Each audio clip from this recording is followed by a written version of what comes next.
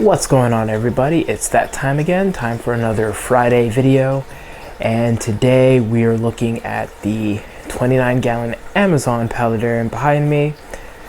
Time to get you guys caught up to speed on what's been going on there.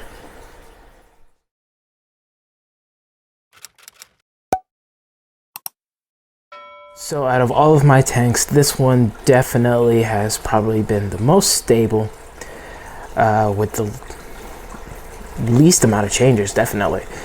The plants in this tank pretty much stay where they are.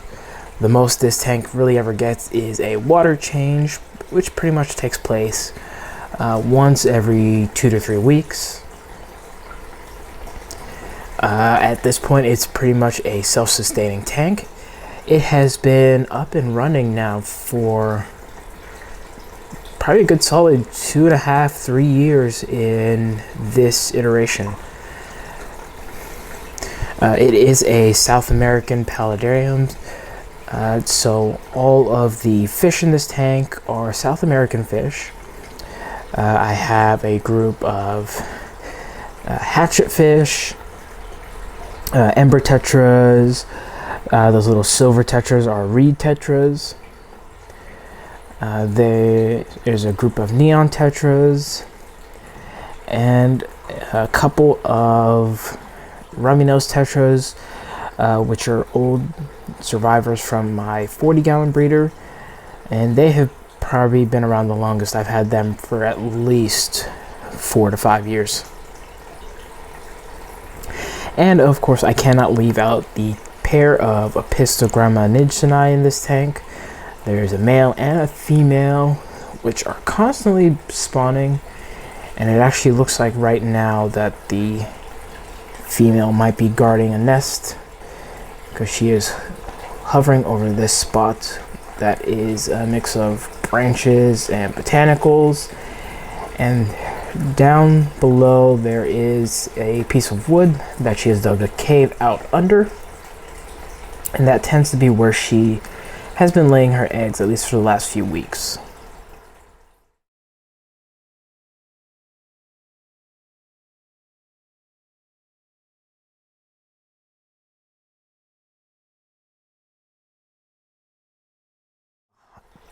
The plant load beneath the water line in this tank is very minimal, mainly because I've kept this tank very realistic to its natural aesthetic of a riverine stream in the Amazon. But moving back above the water line, you can see it's very well planted. The majority of the plants in the above water section do come from South America. So that was one thing I was very particular with in this tank, keeping it very close to not so much a biotope, but just inspiration from that area of the world. The substrate of this tank gets very minimal vacuuming. I allow the botanicals to break down in this tank, which the botanicals would be the seed pods and leaves that give the tank its tannin watercolored, which is that kind of tea staining.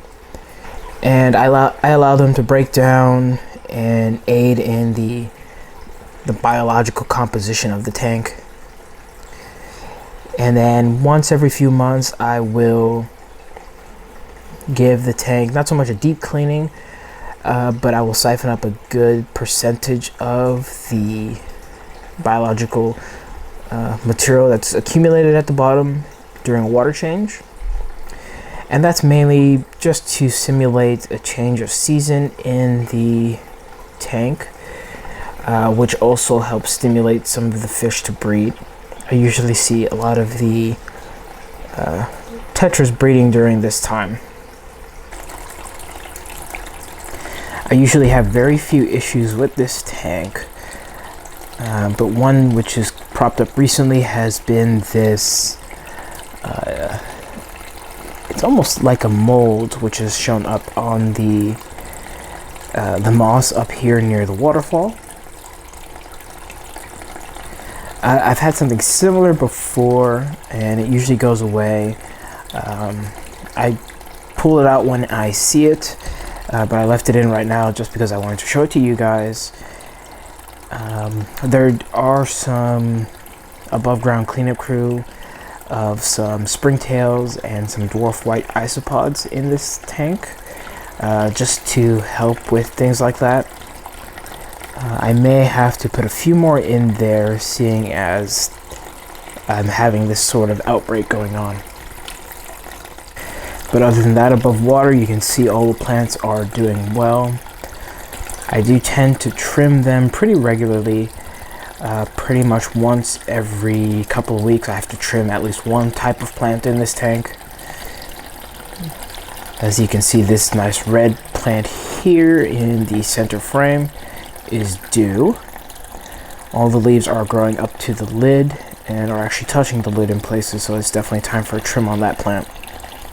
But due to all the plants above water and their roots leaching through the soil and into the water column, the nutrients in the water tend to stay pretty low in this tank, which has helped it stay pretty self-sufficient.